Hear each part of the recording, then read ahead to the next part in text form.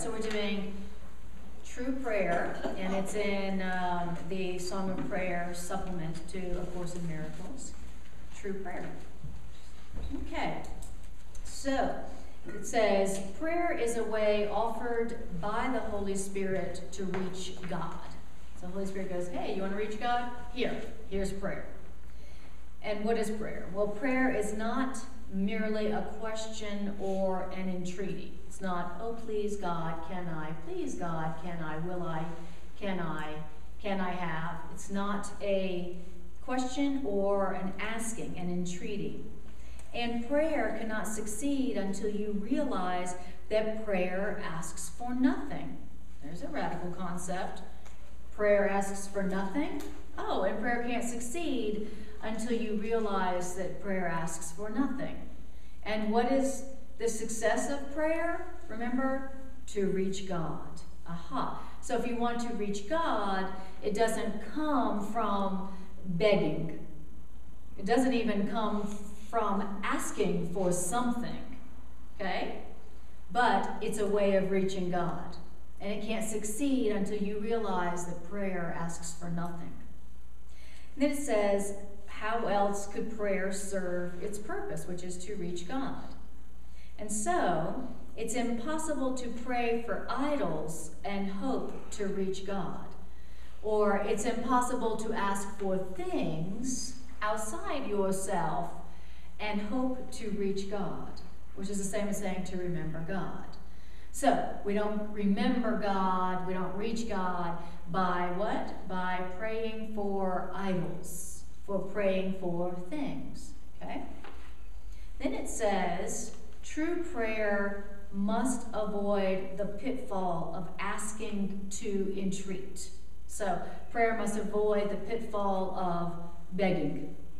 Please God, oh please God, please God. Okay, that's a pitfall. That's a pitfall. He says, instead of begging, instead of using prayer to ask for things, do this. Ask rather to receive what's already given, which means to accept what's already there. Aha. So there's the pitfall of praying to ask for things, idols, things outside of yourself, and then there is asking to do what? To receive what's already there, what's already given, and the prayer to accept what's already there. Aha. So true prayer is asking to receive what's already given and to accept what's already there. Wow. So it's not asking for something that you don't have that you would like to have. It's asking to receive what you already have, what's already been given, and to recognize what's already there. Nice. Okay? All right. It's probably why we thought we needed something else to begin with. If we would have accepted what had been given, we wouldn't have needed anything. That's exactly right. Since we didn't, now we're asking, let me have that because I think I need something. Exactly. We didn't receive what was already given, and we didn't accept what was already there. So now we think we have not enough of something. So the only way that you could even get into a state of mind or a perception where you don't have enough of something means you have already denied what's already there and what you've already been given. That's the only way you could experience lack. Wow. The only way you can experience lack of anything is if you denied what you've already been given and you're not accepting what's already there. Wow. In other words, lack and loss is a total illusion. That's what it means to say lack and loss is an illusion. It's the same as saying that it's impossible that you not have already been given everything and that it already be there. Wow, that's what it means to say loss and lack is an illusion. And nice. What if we believed that? Yes? It's kind of like me saying, I'm on fire, can you please put this fire out? And God's going, what are you talking about? That's right. There's nothing wrong. Exactly. Exactly. Or like a fish in the ocean going, please give me some water. I'm thirsty. I'm dying of thirst. And God's like, well, you're a fish and you live in water. Okay? And the fish is like, I don't understand. I need a class.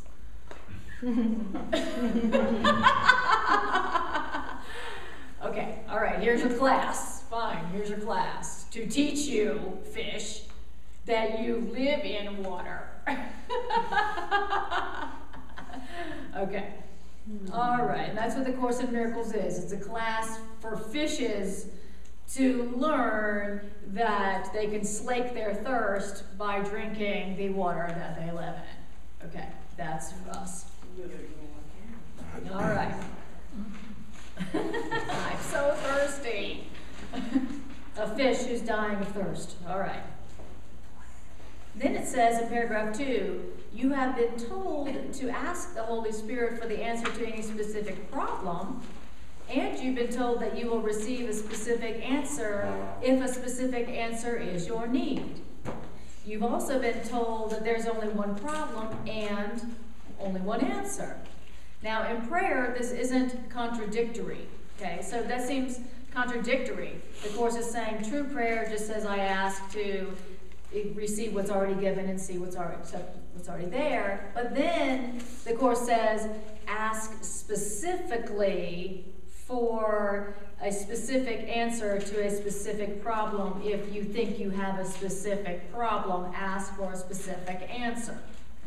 So it's saying you only have one need, there's only one answer, but it's also saying ask specifically for answers to your specific problems. May seem like a contradiction, right?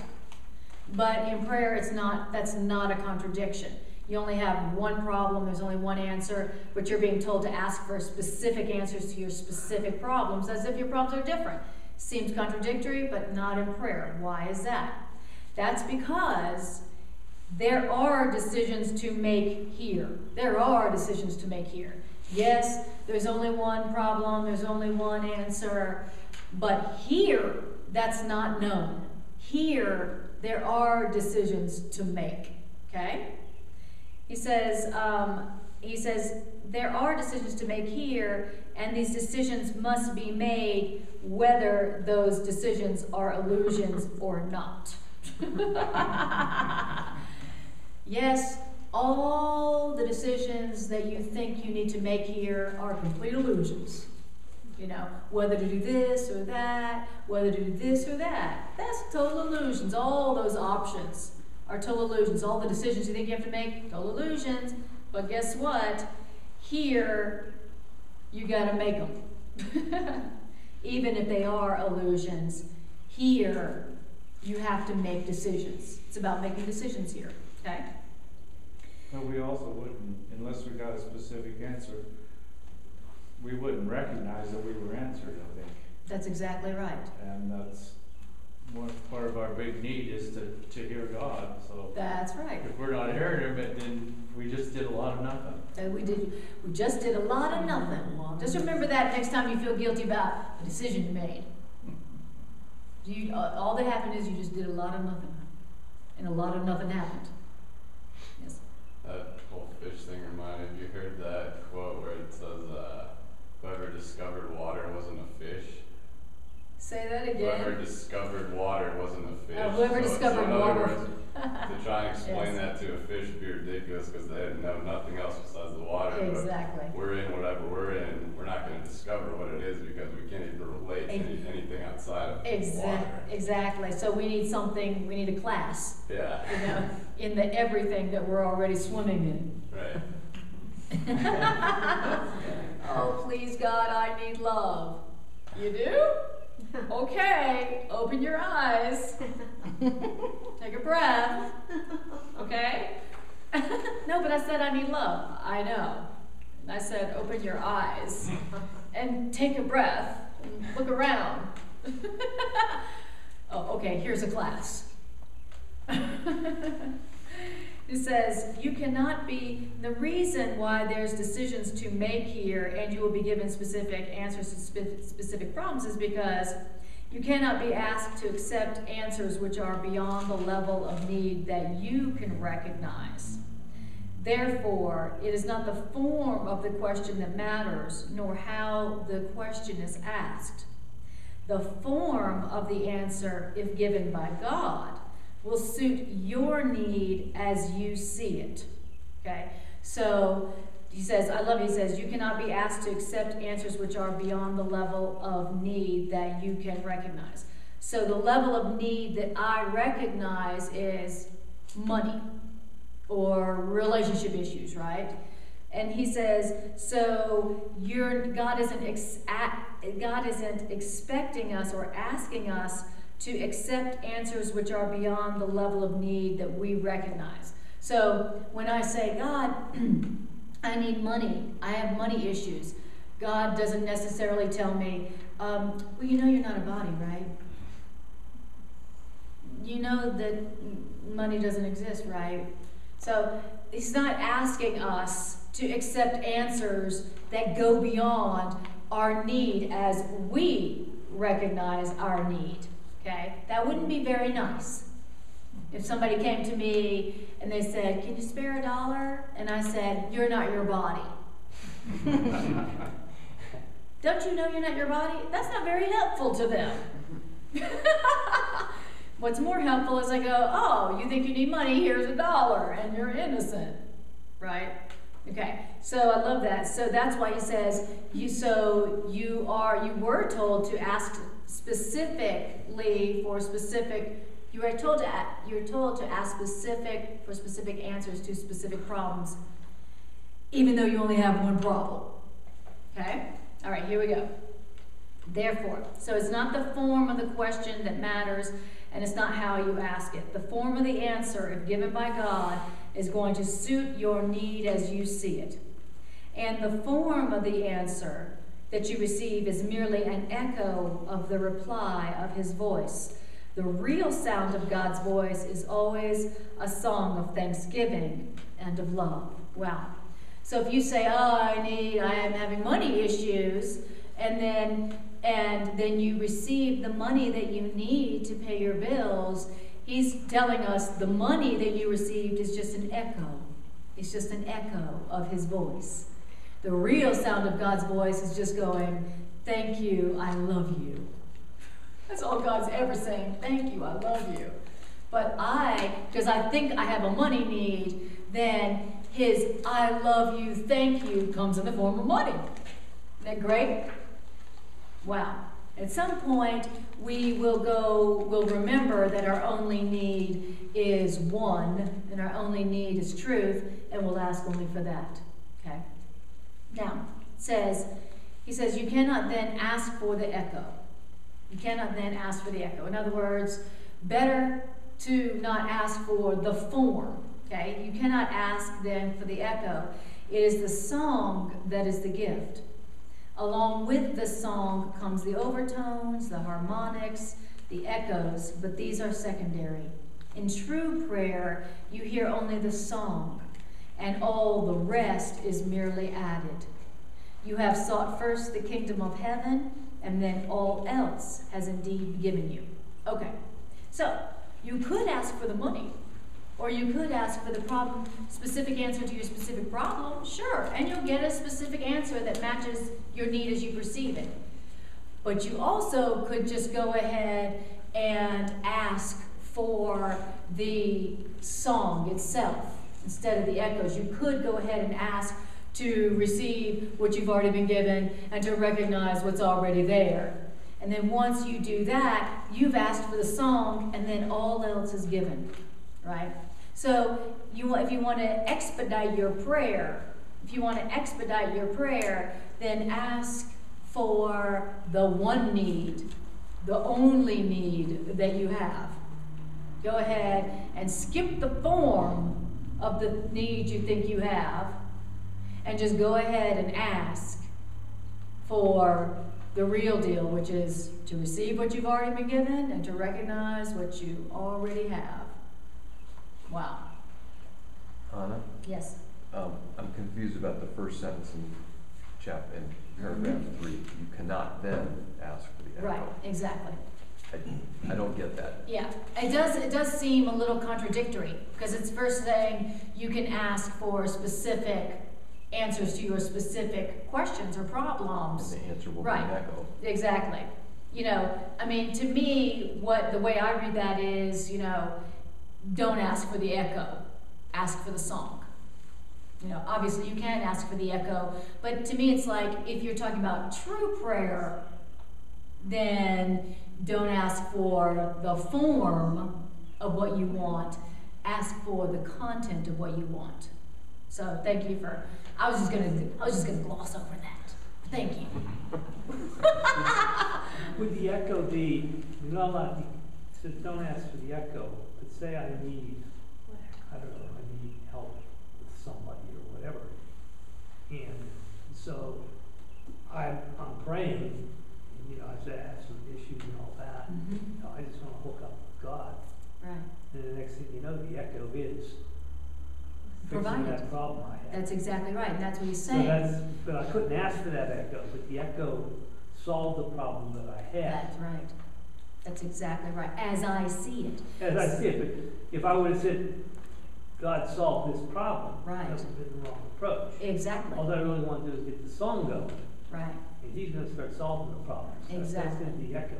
right, So exactly. that's why he's saying, don't ask for the echo. Don't ask for the, Just exactly. ask for the song, exactly. and the echo's gonna be fixing a lot of things that you might not even know you That's need fixed. exactly right. It'll answer the real need that you have. And if that's money, that'll be provided. If it's, you know, an answer to a specific problem, that'll come too.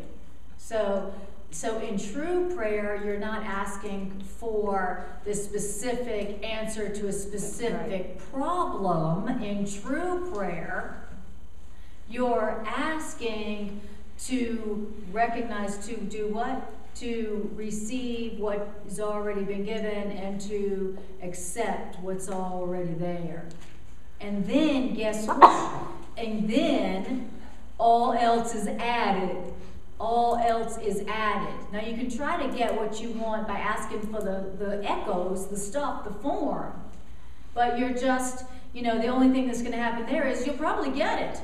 You know, you ask for a car, chances are good you're going to get a car.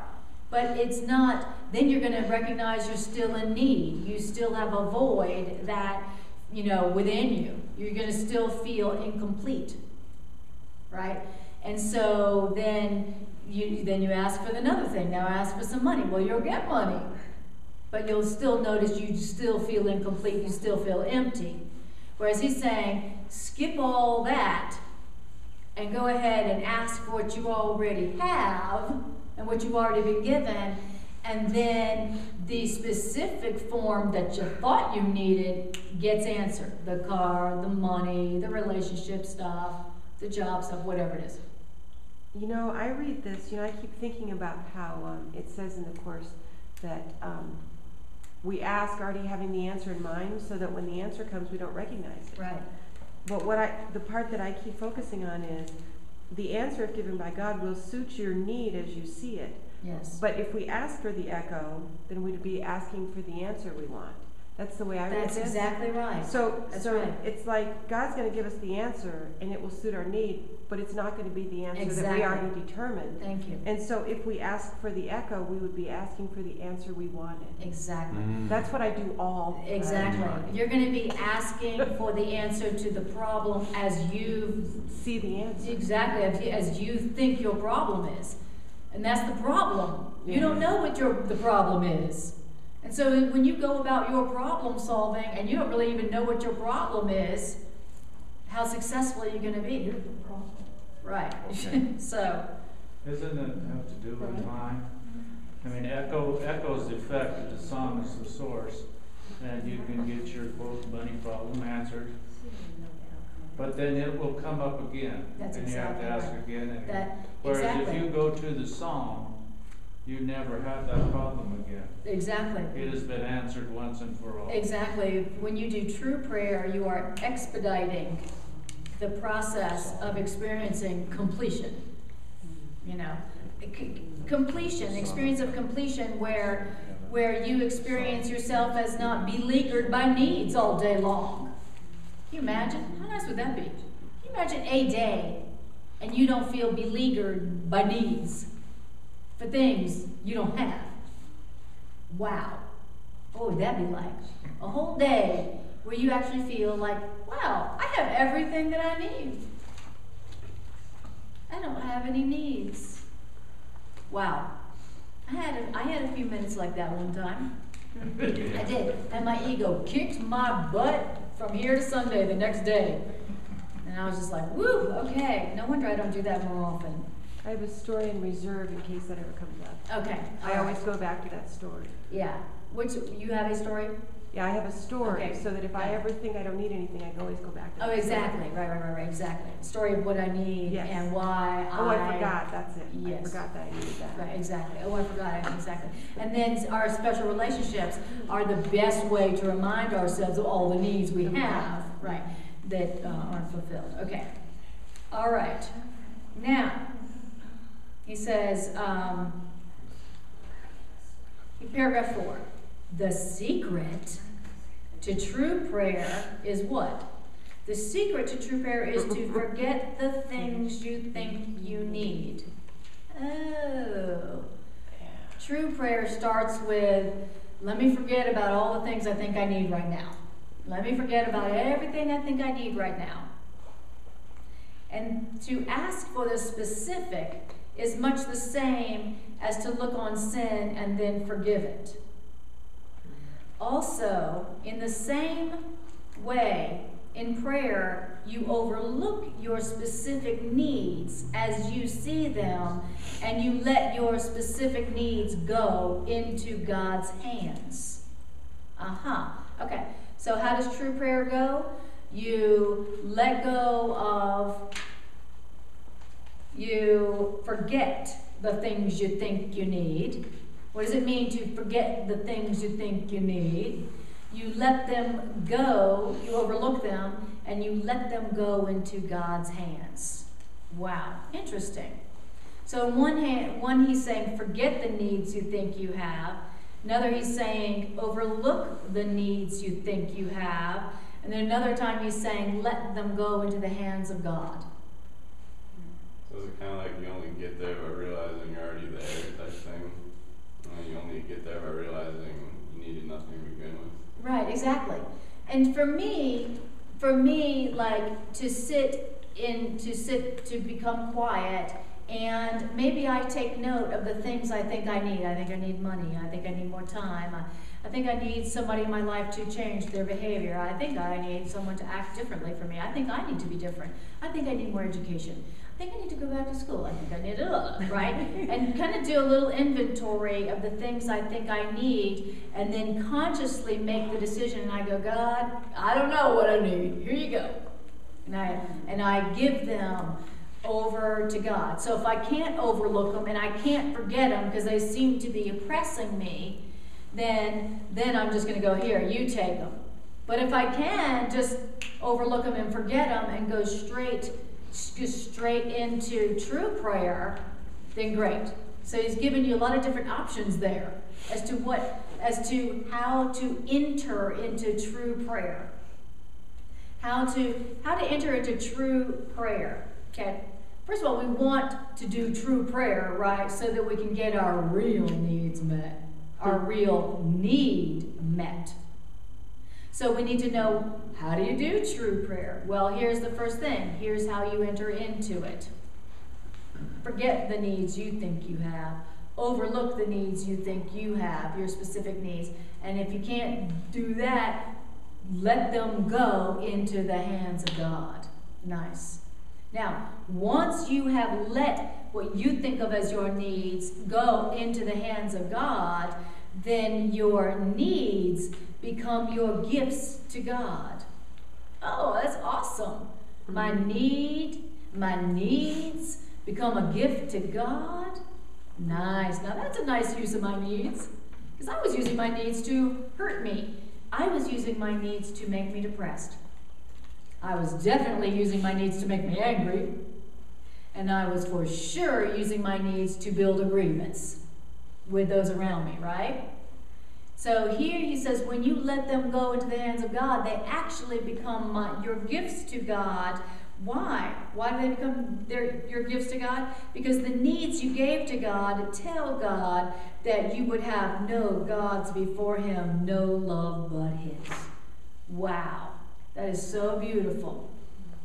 So God's just like, just give me your needs. Give me your needs. Let them go into my hands.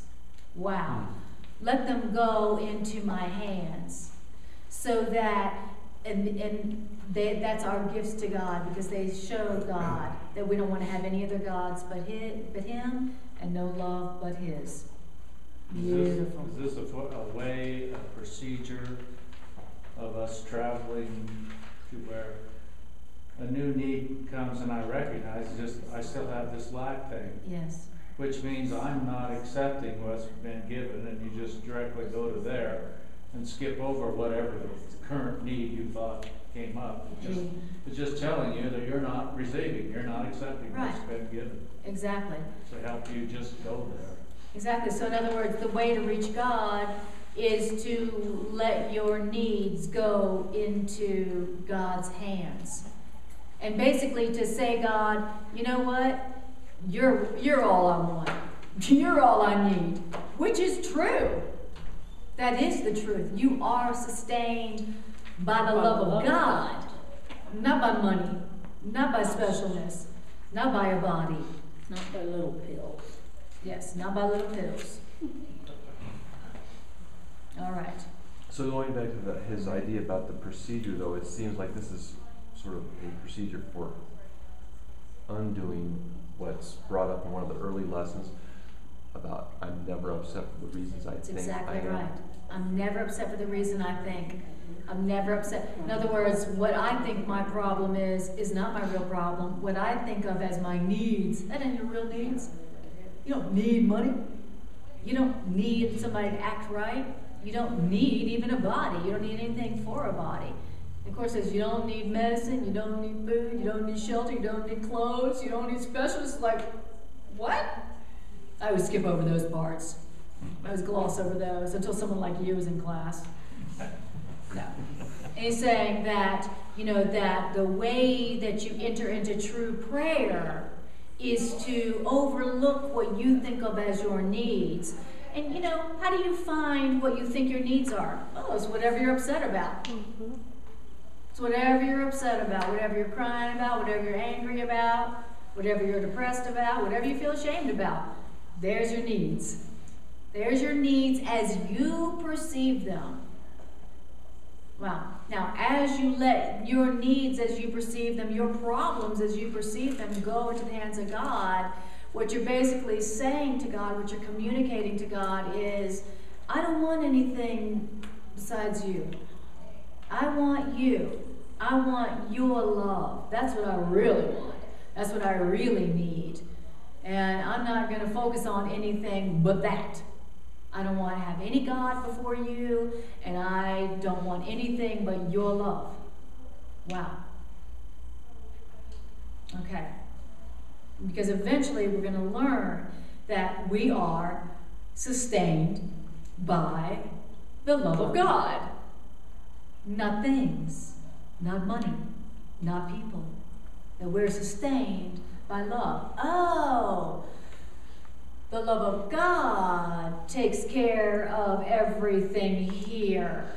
The love of God sustains me. What does sustains me mean? What does this mean, sustains me? It means provides for me.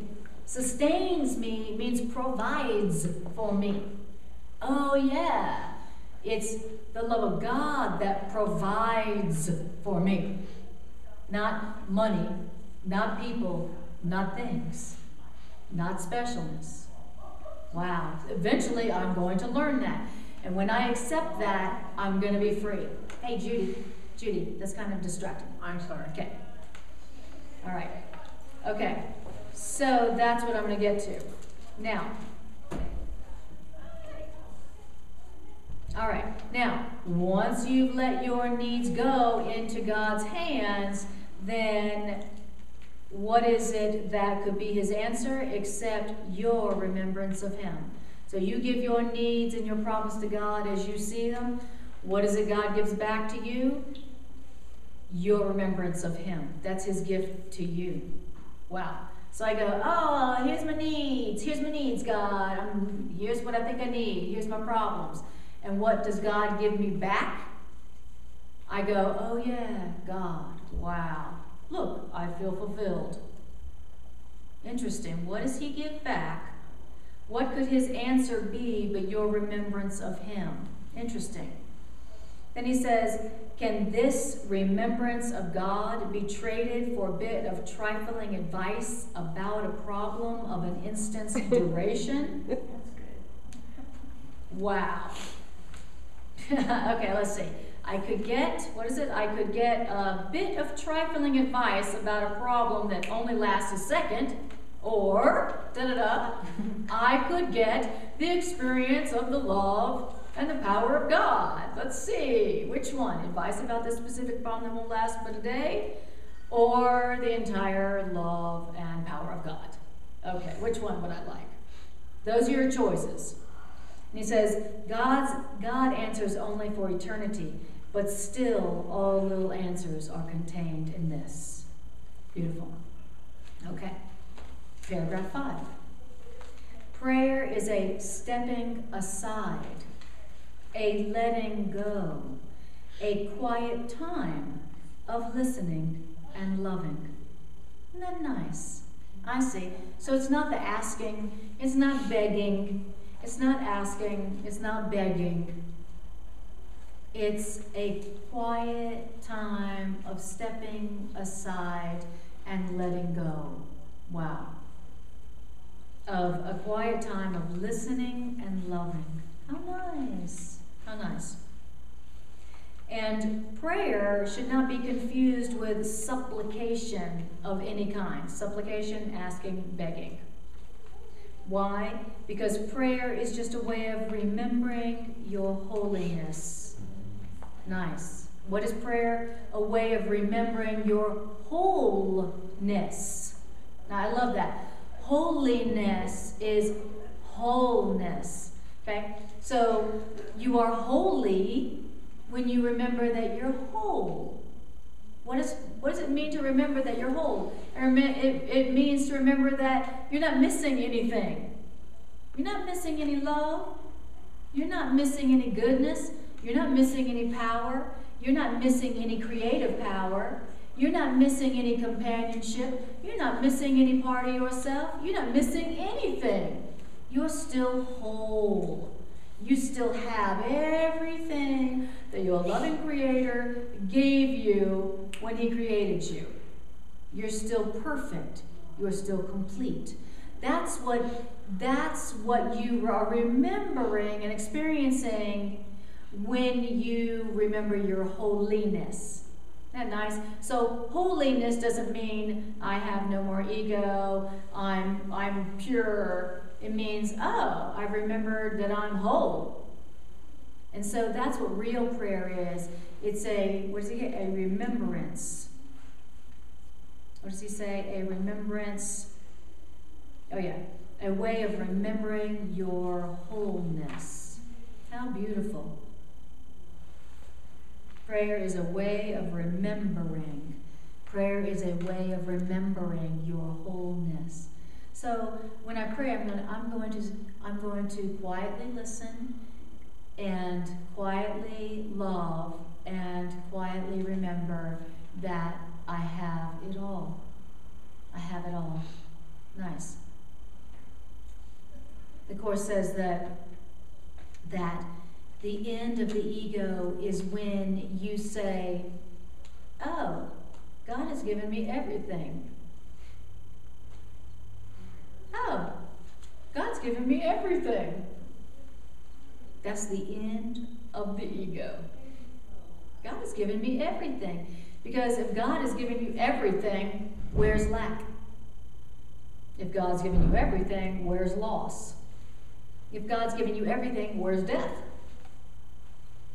Wow. So prayer is just a way where you sit quietly and remember that God has given you everything. You have all the love you need, all the power you need, all the union you need, all the safety you need, all the immortality you could ever need. Man, I need some immortality. So the listening then becomes our mechanism to allow that to happen. I mean, when I'm busy entreating or asking, I can't get any answers because I'm so busy talking. Thank you. And all those things, I can't experience what I've been giving, because listening is like opening yourself up to be able to receive. That's right. But oftentimes, for myself, all these years we've been taught, say your prayers, and it should have been taught, listen your prayers. Thank you. Because very nice. That's the only way that you remember God, is to hear from Him again. That's right. Very nice. So instead of saying, say your prayers, we should be saying, listen your prayers. Yeah. Nice. Thank you. So we can receive. Exactly. So you can receive. Exactly.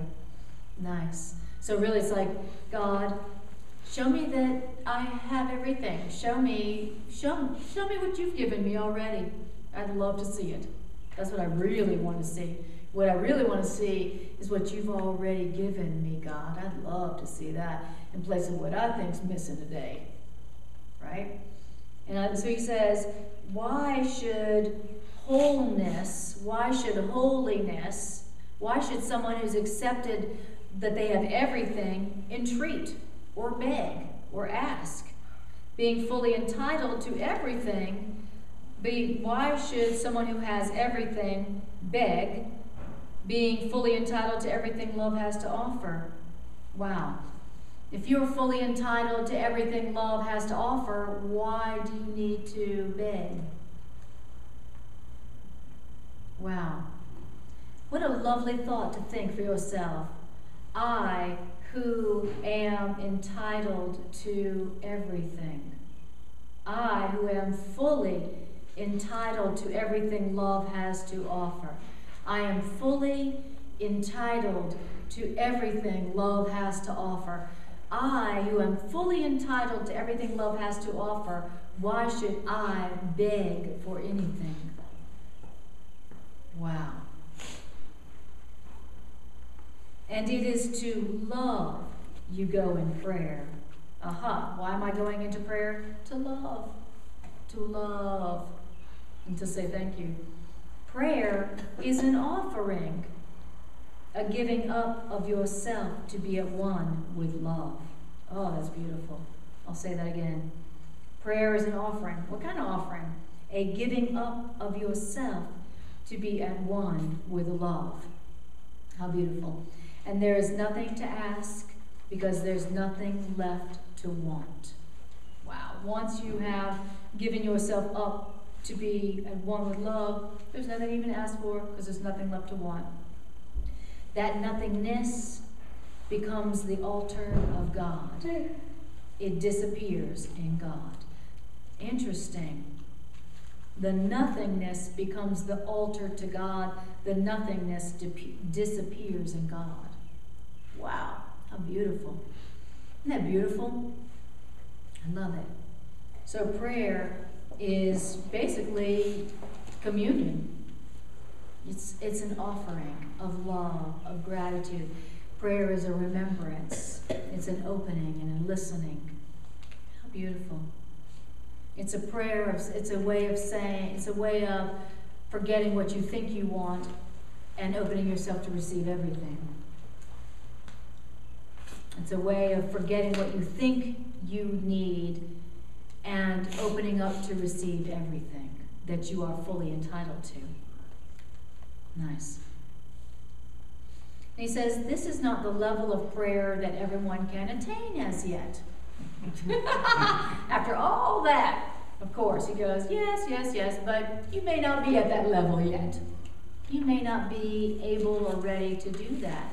You may not be able to attain that level of prayer yet. He says, those who have not reached this level of prayer still need your help. Those who have not reached this level of prayer, those folks still need your help in prayer.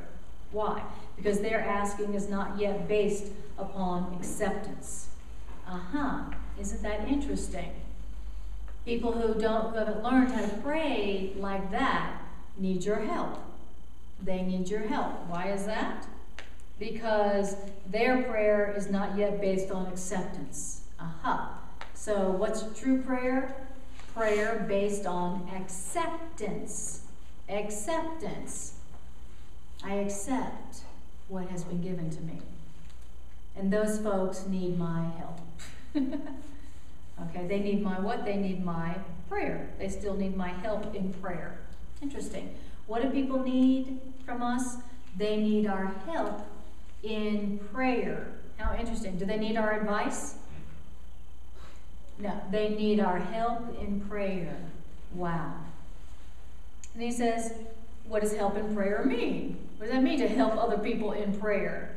Help in prayer does not mean that another mediates between you and God. Okay, so that's not the kind of prayer help they need. But helping in prayer does mean that another stands beside you and helps to raise you up to God. Okay, they don't need our advice. They don't need us to fix them. They don't need us to solve their problem. They need our help in prayer. They need us to stand beside them and helping to raise them up. Nice, to God. And one who has realized the goodness of God prays without fear. Interesting. If you know how good God is, then you don't pray with fear. You don't pray with fear. Interesting.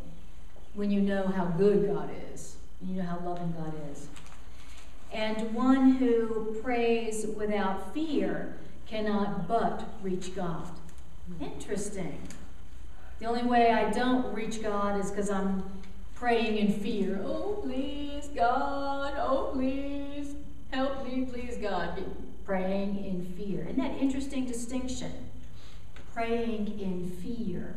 Praying to God as if maybe He won't answer you. Praying as if maybe you won't get it. And so you better pray long enough and hard enough and loud enough. That's praying in fear. Interesting. Praying in fear, you don't get answered, you don't reach God. But those who know how good God is, they pray without fear. And when you pray without fear, you can't help but reach God. Reach God meaning what? Experience God. Experience God doing what? Filling you up. Filling you up so full that not only does the idea and the feeling of lack and loss disappear, but where you are overflowing. You're like a fountain. You're like an overflowing fountain that is feeding and nourishing everyone and everything around you. Wow. That's what it means to experience God through prayer. Wow. It means to experience yourself filled up completely to the point where the idea and the experience of lack and loss disappears. Wow. And you feel you become somebody who is overflowing with nourishing, nurturing sustenance for everything and everyone around you. How does that sound? Not bad, huh? Not bad for a Monday evening. This is another way of telling us about where it says no one can reach heaven alone. You get there by taking your brother's hand. That's right. Exactly. By helping them, that allows you to go there. Right, exactly. And you don't get to go there without them. Exactly. But That's he right. presents it in a way, no, you're helping them. Exactly. And in truth, that's your only way to get there, too. That's exactly right. And how interesting that the help other people need is prayer help. I never thought of it like that. We tend to think of the help that other people need from us as our advice, or us to fix their problems for them, right? Instead of they need, what they really need, or what they're really asking for is our prayer help. And what does it mean to help them in prayer? To stand beside them. To stand beside them in asking. So, in other words, like to ask for them. to ask for what they already have for them, right? To ask that for them, because they can't ask for, they can't pray a prayer based on acceptance yet. They can't just say, God, I ask to receive what you've already given me. I ask to accept what's already there. They can't do that for whatever reason. They're not at that level yet. And so you help them by asking that for them. And most probably silently. I mean, if they can't ask for that themselves, they sure aren't going to appreciate you saying, well, I'm going to pray for you. And this is what I'm going to ask for you. They're not going to be like, oh, thank you. They're going to be, you're good. Right? So you are going to ask for them what they cannot ask for. And that's going to be the help that you give them. And that's your way of reaching God. That's your way of getting there. Wow, beautiful. Okay. It says, and one who prays without fear cannot but reach God. Love it. And God can therefore also reach you wherever you may be and whatever form you may seem to take. Wow. So if you pray without fear to God, then God can reach you. Aha. Oh, wait a minute. Prayer is not about asking something of God. Prayer is just a way for me to allow God to reach me. How interesting is that? That's my way of allowing God to reach me, no matter where I am and no matter what form I've taken. Interesting. That really God needs us to let Him reach us instead of, oh, I need to reach God. What an interesting twist. Without fear, is when we take our brothers, we believe that they wholly deserve it. Yes. Which, when we ask for ourselves, that's praying with fear, because we really don't think we deserve That's it. exactly right. That's what That's what praying in fear is. It's praying from a sense of not feeling like you deserve what you're asking for. Yeah, exactly. Same thing as begging or asking to entreat, praying to entreat. Asking from a sense of unworthiness. Wow. And that's all we've learned to do. That's all we've learned. That's the kind of asking in prayer that we all learn to do. Asking out of a sense of unworthiness. And he's saying that, you know, that the way to reach God and to experience fulfillment, completion, is ask based on acceptance. Pray based on acceptance. Wow. Pray based on acceptance, not to get a thing you don't have. Interesting. You've accepted their innocence. That's right. Instead of judging them. I suppose if you do it enough times, you will eventually put yourself in that crowd. That's exactly right. And of course, you've anticipated the next sentence as usual. Thank you. And so again, so it talks more about what does it mean to pray for others? What does it mean to help others in prayer? What does it mean? Paragraph 7.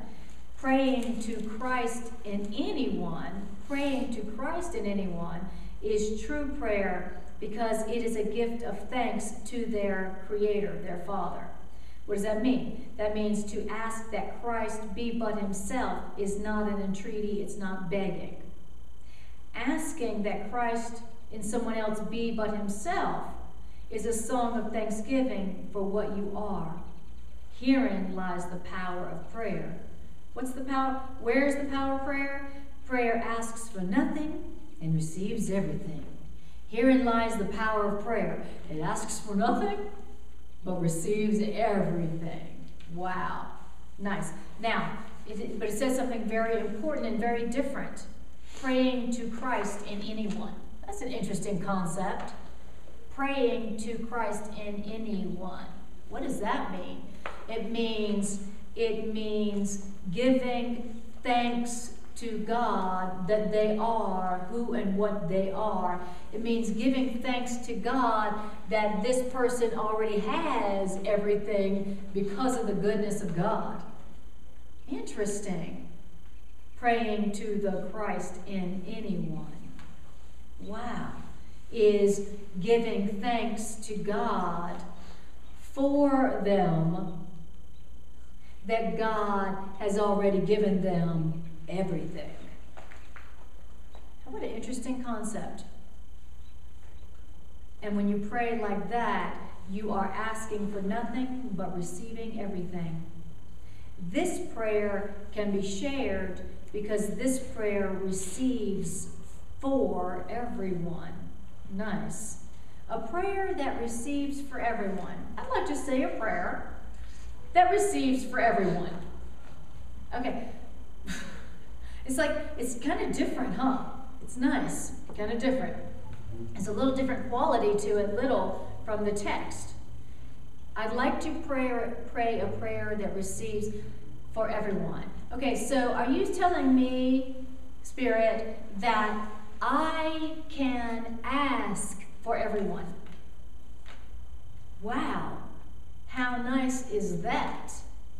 And then it's telling us, and the only way to receive anything, if you want to receive anything, then the best way to do it is to ask for it for everyone. And the best way to ask for everyone is to remember for everyone that they are fully entitled to it. So let's say I'm really wanting to feel safe in my body or in the world, let's just say.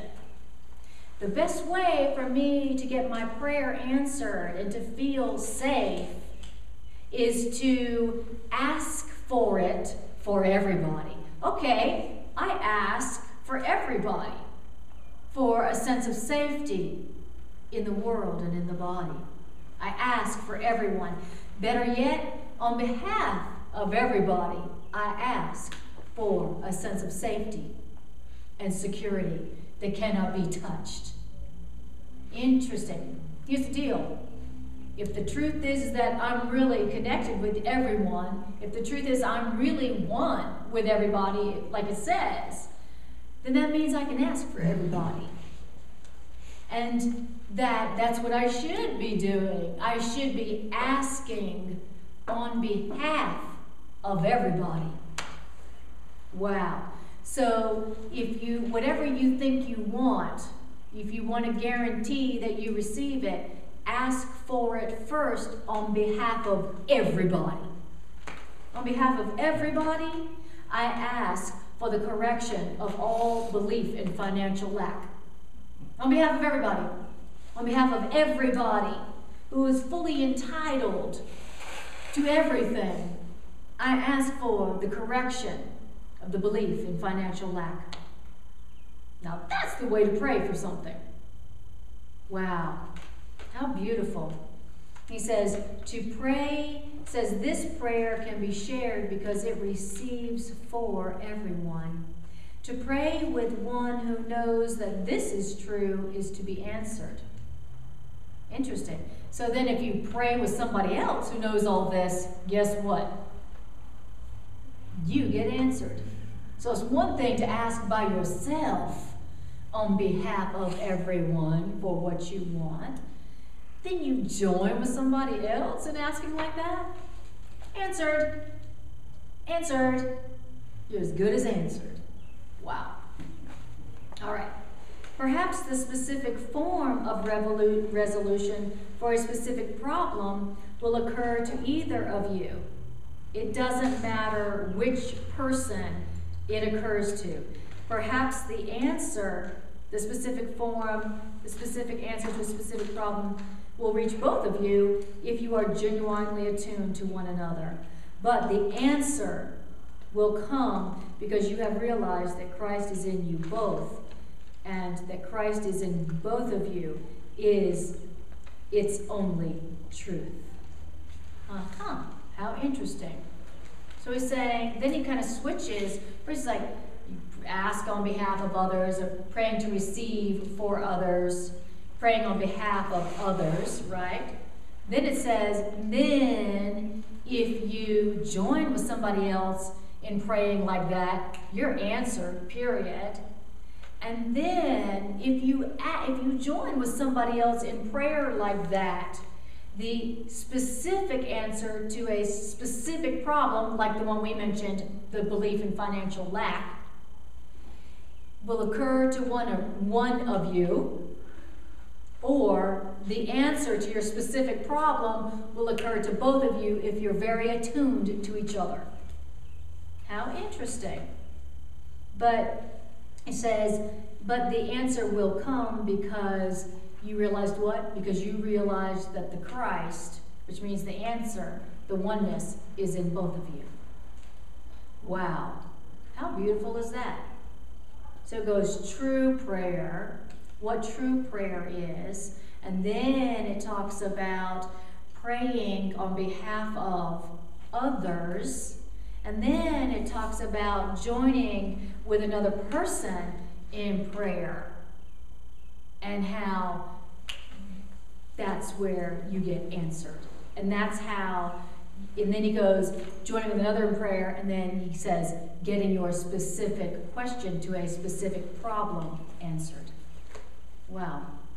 There's a lot to say about prayer, huh? That Okay. last part is about when we have a relationship issue with someone else. When you do this, you stopped where one of you wins and one of you loses, and Right. both people want an answer where no one loses. Right. And that's why it can come. That's right. Yeah, exactly. When you ask on behalf of others for what you think you want, and then you're guaranteed answer. Then when you ask with another person, then you're going to get answered. And then what was the last part? And then the answer is the realization, or you get answered because you realize that the Christ, which means the answer, is in both of you. Wow, beautiful. So this is helping us to ascend the ladder of prayer. Okay, he calls in the earlier section, the next section is called the ladder of prayer. Okay, so there's a ladder. And interesting, he goes, prayer is a ladder that you ascend. The bottom rung is where you pray, to beg, where you're begging, okay? As if you don't have it and you got to beg for it and you're unworthy of it, but you're going to ask anyway, right? That's the bottom rung of prayer. Okay, the top rung of prayer is exactly what he said, asking to receive what you've already been given, and also asking on behalf of others and joining others in prayer in remembrance that you share a self. Okay? And he also calls prayer a shining staircase that leads to the lawns of heaven. Okay? So that's what we're learning to do through this and through the course. We're learning how to ascend the ladder and the shining staircase of prayer. Why? Because prayer is how you reach God. That's how you get there. That's how you get there. And get where? To the experience of remembering a love that not only makes all your sense of need and loss disappear, but that makes that sense of loss disappear completely. That's what it means to reach God. The sense of loss disappears completely, and you have an experience of lacking nothing, having everything, containing everything forever. Wow. That, he says, is heaven. Just in case you were wondering, what is heaven? Is it a place you go to? No. It's an experience of no lack. It's an experience where loss is impossible. Can you imagine how good that would feel? Wow. I would just like an hour of that feeling. No loss, no lack. Oh my God, God has given me everything. And he says, that's what it means to experience God, and that's what it means to reach God. Isn't that nice to remember what it means really to reach God? And prayer is what gets you there.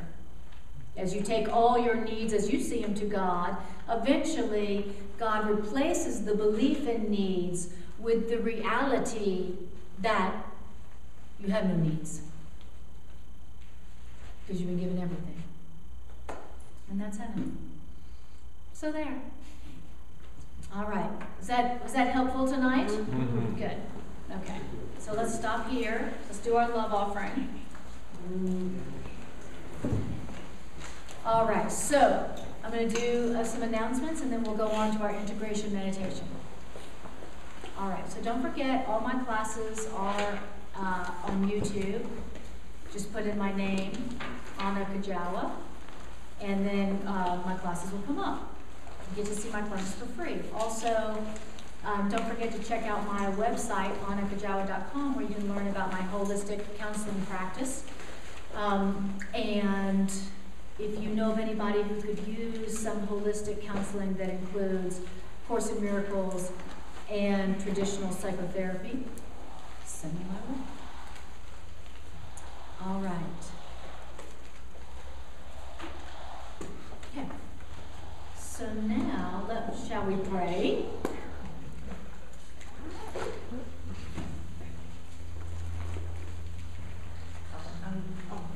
And any questions or comments before we close up? What does it feel like to hear these ideas about prayer tonight? What does it feel like?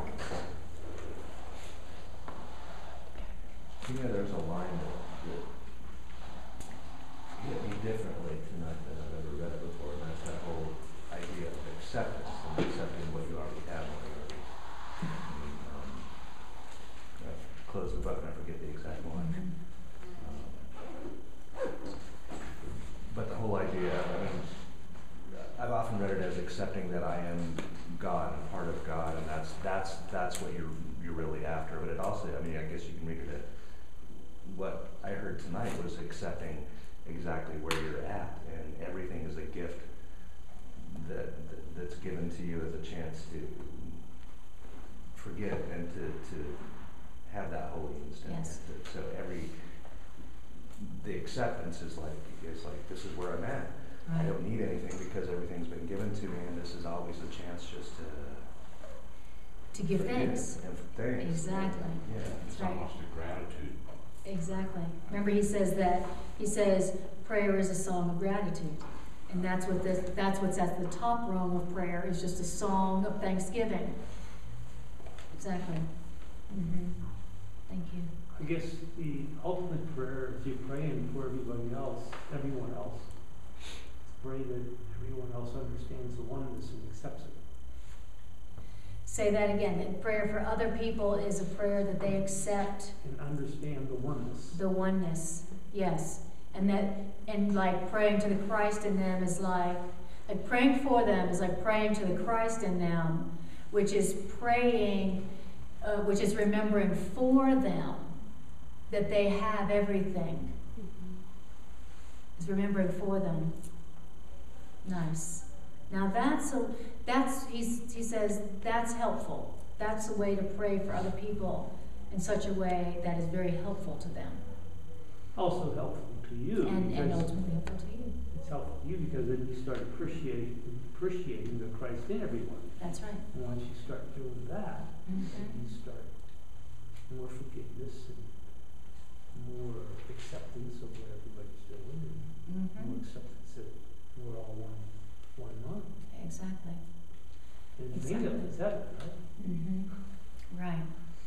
And so in prayer is a way of taking what I think I need to God, so that that idea of need and lack can be corrected. So once you take your needs to God, forgetting what you think you need, just going to prayer so you can experience the love of God is the way, what gets returned is the ending of the sense of need. I bring my needs to God, and my needs are satisfied. Wow. Mm-hmm. One thing I was just seeing is that, you know, since heaven is right here, right now, and I'm blocking it out, I also saw I'm blocking out the Christ in all of you. That's right. Nice. You know, doing Yes. all that blocking out. Mm-hmm. Exactly. Exactly. And to me, when he says praying to Christ and others, that's the only place I see that term, praying to Christ and others.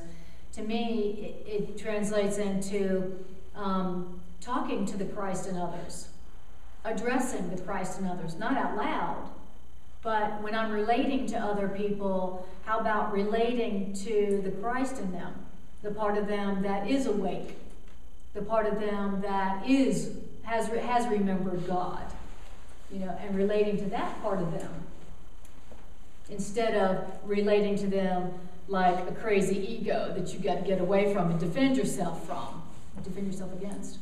Well, the word so is praying to the Yeah. Christ. Yeah, Exactly. it's And just a different idea. Exactly. And it is. It's a deep concept, praying to the Christ in others. Almost like calling to the Christ in them. Yeah. You know, while you're doing blah, blah, blah, talking about the weather, you are praying to, you're calling to the Christ in them. You're going, hi, Christ. Right. Or cussing them out for cutting you off in traffic. Exactly. Or whatever. Exactly. Exactly. All the while you're sitting there talking about the weather, you are addressing the Christ in them. How nice. And he's saying that's true prayer too. Nice. Can you repeat that death of the ego thing? That which the Really death of like the death of the line from the Course says, when you remember, or when you have said, God has given me everything, that is the end of the ego, or something like that. That is the end of the ego. And so periodically I'll just do my little mantra, God has given me everything, even if I don't believe it. God has given me everything. God has given me everything. God has given me everything. And then, just from saying it without believing it a bunch of times, saying it without believing it, but just saying it because the Course said to, all of a sudden, I actually started more and more and more in my life. I'm like, oh my God, God has given me everything. I went from God has given me everything, God has given me everything, God has given me everything, God has given me everything, God has given me everything, saying it just because I'm told to, right? Until, oh my God, God has given me everything. Right? And then my life getting better and better and better and better and better. Well, some of this, it seems that the whole curriculum is trying to teach us how to accept again, because we can't do it anymore.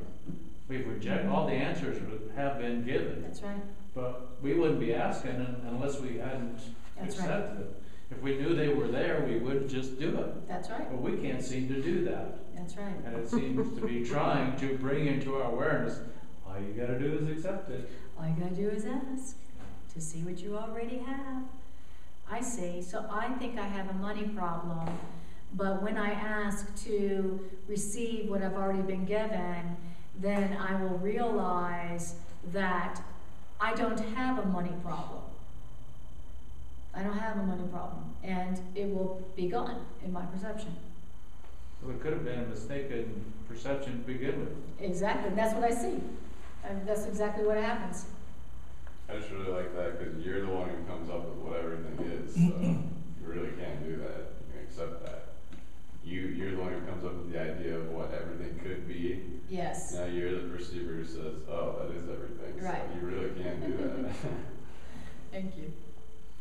Beautiful. Anybody else? Anything else? Well, just one thing about accepting that other dimension that's been close to this, I think, is about accepting the Holy Spirit's perspective.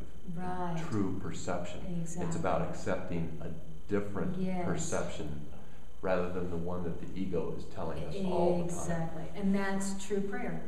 You know, I'll quiet my mind and ask for God's perspective. You know, Yeah, Well, your ego's sitting there telling you need this, you need this, you need Exactly. that, you want this. Right. Joe has that, so I want it, right, what have you, and then you do prayer and you put all these wants on the altar, exactly. and you give them to God, Mm-hmm. and he comes back and says, here's what you need, buddy. Exactly. I'm And then- keeping some of these things, you know, you're not getting these back. Hey, by the way, since I took all these things off of you, Yeah. Mm-hmm. you got some time to look around and, oh, look at that over there, you didn't even see. That's right, You exactly. had that right there, you didn't even know you had it. Exactly. I loved it how he said that your gifts that you give, that you put on the altar, you give to God, become your gifts to him. The needs we give him become our gifts to him. That's what God wants. Give me your need so I can show you that you have everything. Well, that's a Wow. way of us emptying ourselves so he can fill us. Exactly. I So- think that's our block, is we got so much crap in there, there's still room. Yes, There's still exactly. room. I like that. It's so- Exactly. That was, I think we talked about that a couple of weeks ago, about the empty basket. Empty the basket out. And Exactly, that's empty right, basket. exactly. He says, come to God with hands that are open, not closed to take. We're close holding on to stuff. Exactly. These are my needs right here. These are my needs. My hands that are closed to take my needs. He says, the open hands are always filled. So when you come into prayer with open hands that are not closed to take, those open hands are always filled. Isn't that nice? So instead of coming to God with your needs, I have needs, God, we come to God in gratitude. Oh, thank you, God, for everything. Woo! Let me just for a moment tune in to the everything, the concept that you give me everything. Let me just tune into that, appreciate it, enjoy it. That's true prayer. And then when you come into prayer, when you come into a quiet listening like that, with that in mind, then it's like the flow into your life is amazing. It's miraculous. And that flow that comes into your life answers very specifically all your specific problems, all your specific needs. Wow. So that's the way you get your specific needs answered. You get your specific needs answered by not asking for your specific needs. Yeah. Isn't that nice? You get your specific needs answered by remembering you ain't got no specific needs. You only have one need, and you ask for that, which is to remember that you have it all, and then that answers your specific needs. Nice. Oh, that's how I do it. Oh, okay, I like that. In other words, seek ye first the kingdom of heaven, and all else is added. And so, seek ye first the kingdom of heaven is just another expression of true prayer. I'm just going to go within and remember everything that I have in God. I'm just going to go within and remember the creator of everything, and remember that I'm connected to that creator. And then knowing that that is what then comes behind that moment of prayer and brings all the echoes of that prayer, and then that's the answer to all my specific needs. Nice. All right. Well, shall we pray? After all that, and we'll just do it for 2 minutes. It is 9 o'clock. If you need to go, you're innocent. We'll pray for you. Thank you. You're welcome. We will pray for you. And since we're one with you, we can. All right. So just close your eyes and breathe.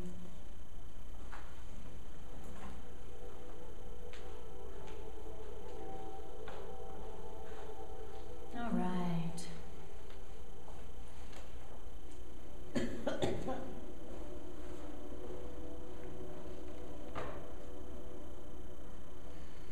And just breathe, take a breath. So I'm just going to read to you some of what he said prayer is, and then we can just do it.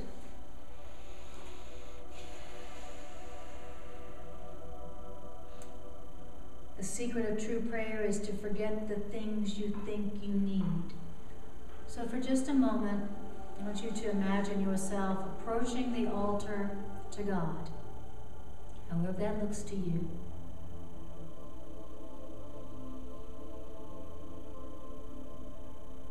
And then I want you to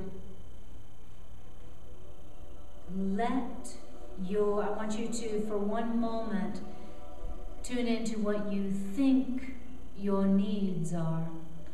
What are the needs you walked in here thinking that you had? And I want you to imagine yourself letting those needs go into the hands of God, as symbolized by putting them on the altar to God.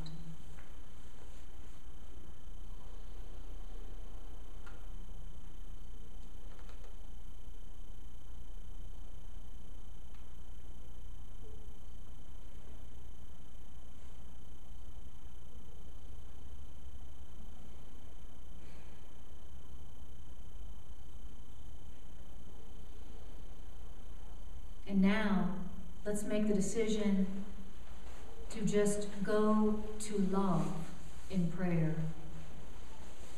It is to love you go in prayer. For just a few moments, give yourself up to be at one with love.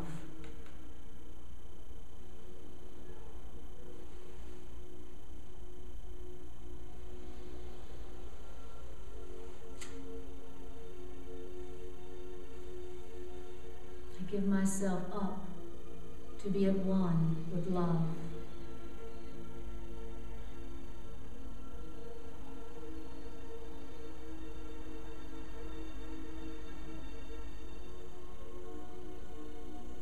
And I want you to imagine yourself saying, there's nothing to ask because there's nothing left to want.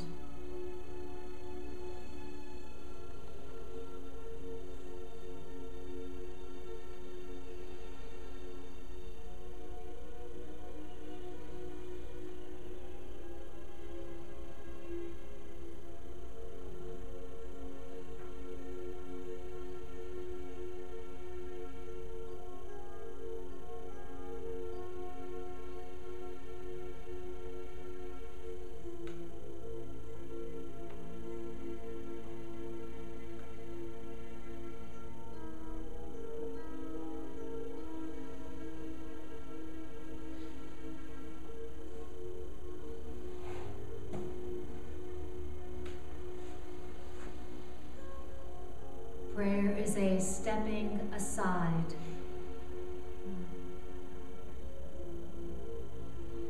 Prayer is a letting go.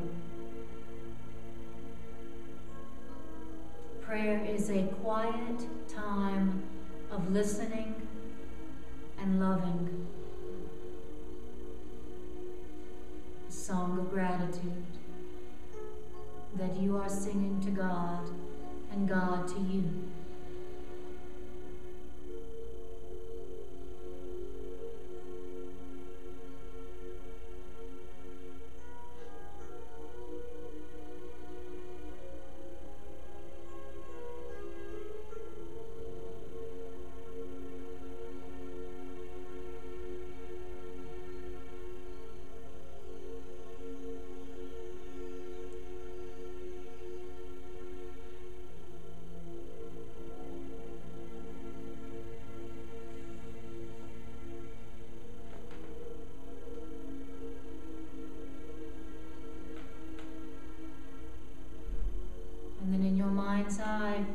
Who is it that needs your help in prayer?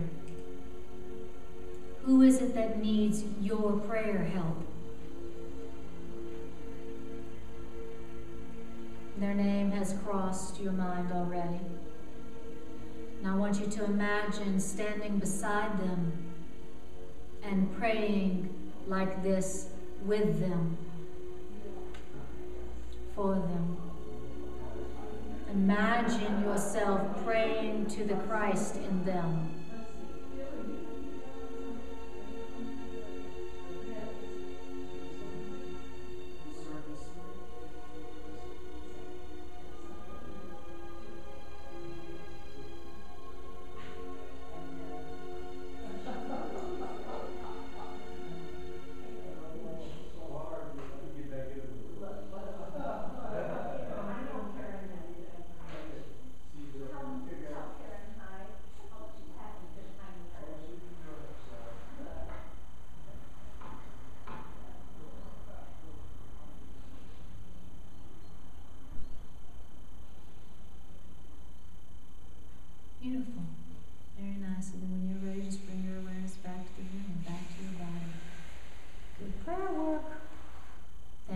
guys for being here.